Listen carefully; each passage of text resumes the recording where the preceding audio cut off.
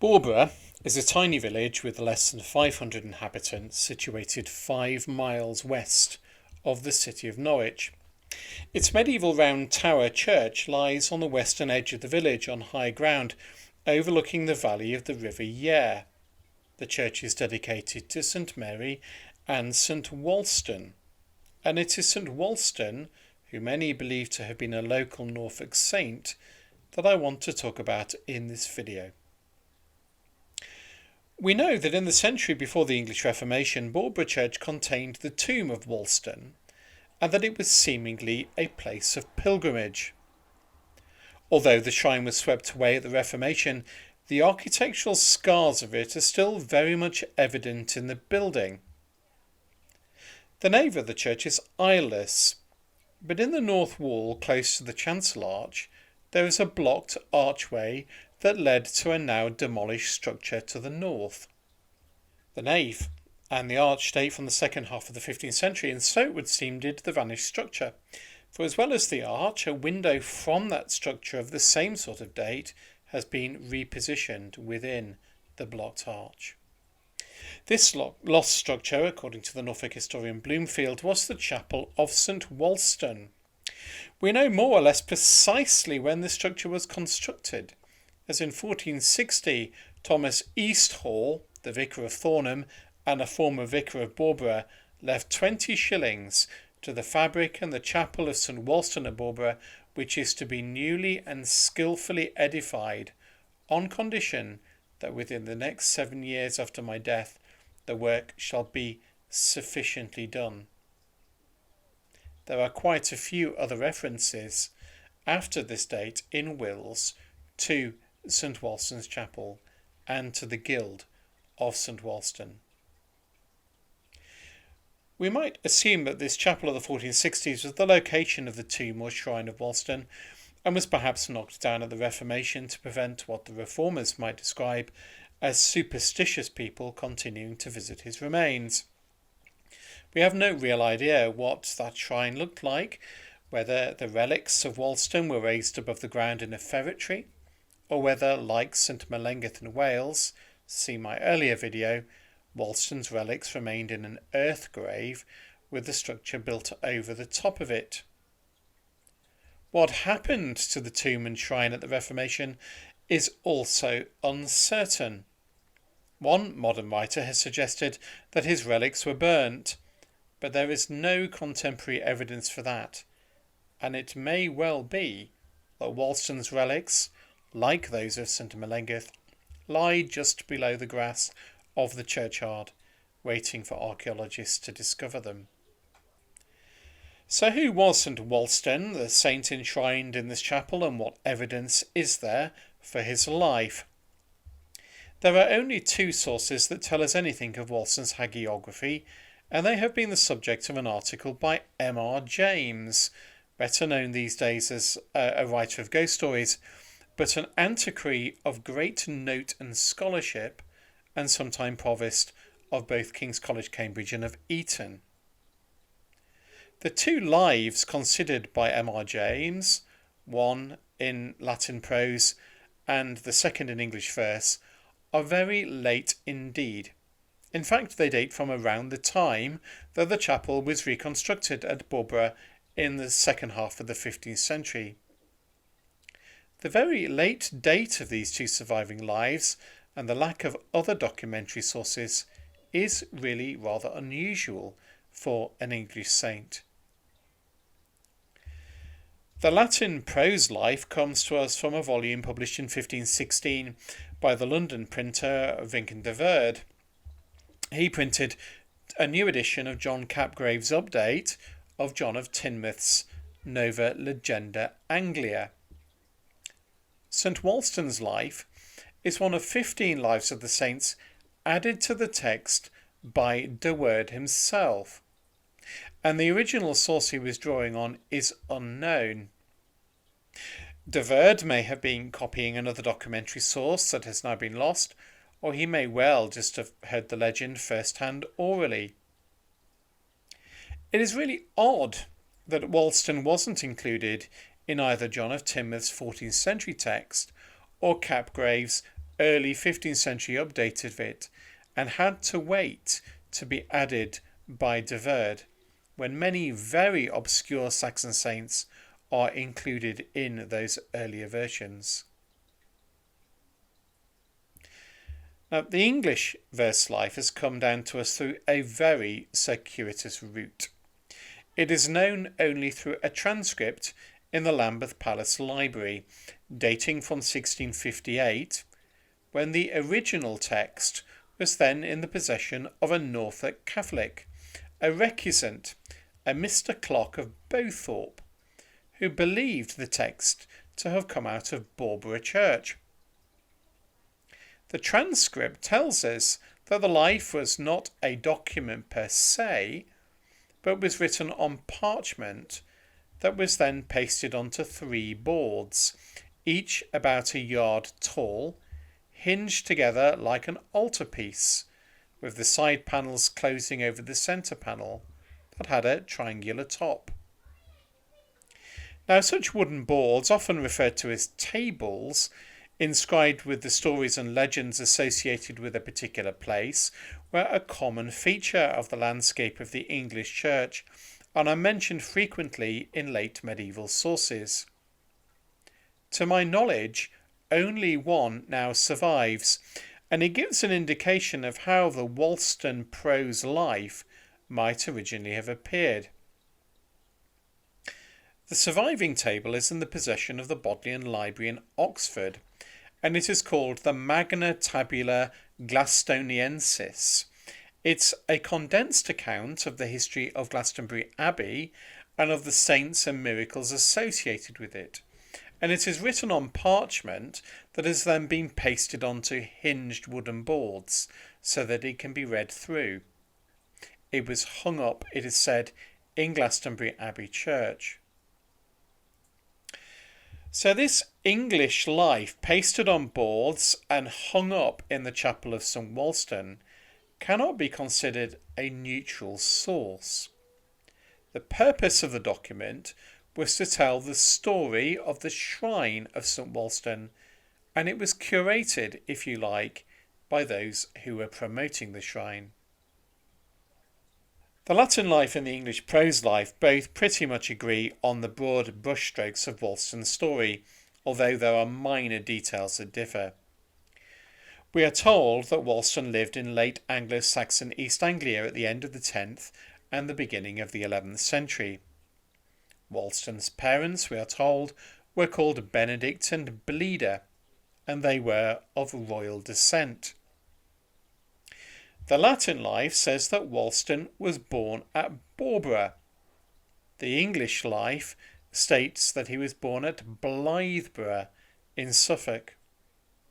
When he was a young man, Walston leaves behind his inheritance in order to live a life of labour and of piety, and he finds employment with a farmer. Although he has very little material goods, he is generous with what he has.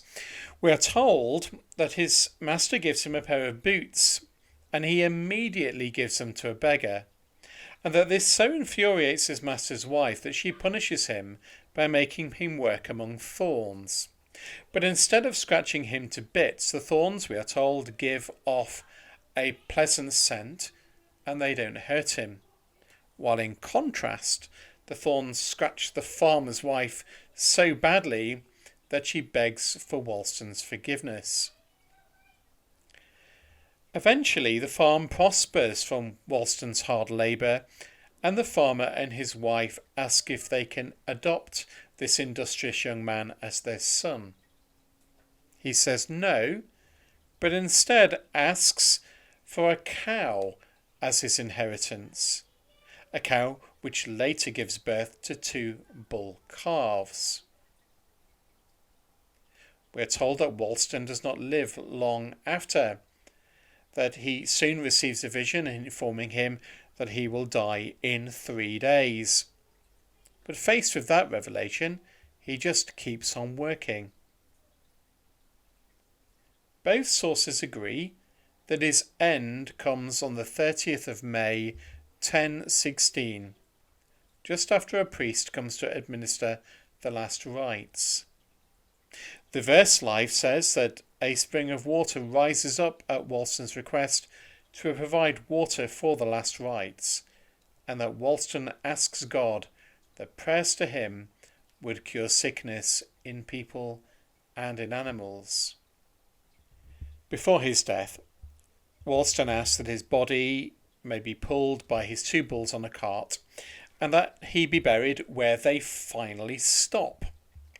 The bulls miraculously walk over the RiverTud and wander towards Cossey and Barbara, and along the route to his final burial place, two springs rise, one of which can still be seen beside the church in Barbara. The bulls bring Walston's body to Barbara Church, where the wall of the church miraculously opens up to let them in, and 3 days later, Walston is buried there. Now, as well as the late medieval architectural evidence, the two late medieval hagiographical sources, St Walstan also appears in late medieval iconography in other locations too. His figure is painted on a number of rood screen dados in Norfolk, all within a 20-mile radius of Barbara. The painted images blend two aspects of his story together, and on the screens at Litcham, Sparham, Ludham and North Burlingham, he is portrayed with the trappings of royal status, but also with the scythe of an agricultural labourer. He also appears on the screen from St James Pockthorpe in Norwich, now in St Mary Magdalene's Church in Norwich, where he is shown with his scythe, though dressed in a simple cloak. It should be noted that all of these images date from the last quarter of the 15th century or the early 16th century, and that there are no surviving images anywhere of Walston that predate the rebuilding of the chapel at Barbara in the 1460s. The English First Life is not simply an account of Walston's life, his holy biography, but it is also importantly a record of his saintly cult, and records the miracles that took place at his shrine in the chapel. We can assume that the table that contained this life was originally hung by the tomb and was there for the edification of pilgrims and as a witness to the miraculous qualities of Walston.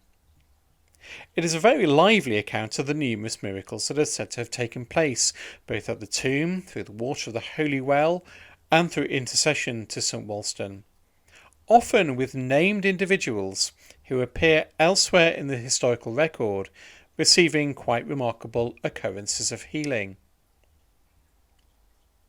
There are so many miracles recorded in this document that I want to choose a few prominent ones just to illustrate the whole.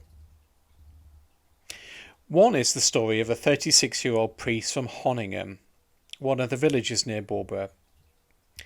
It says he develops a sore or wound on his torso that is really painful, particularly when he rides his horse.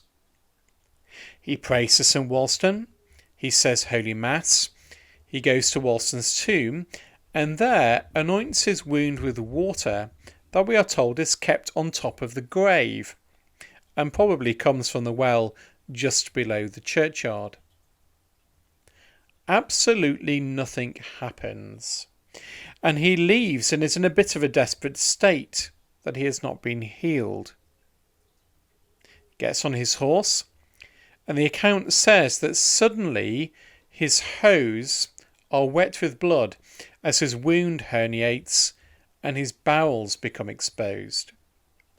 In complete agony and desperation, he returns to Walston's tomb, anoints his wound with water a second time, and then it dries up and heals.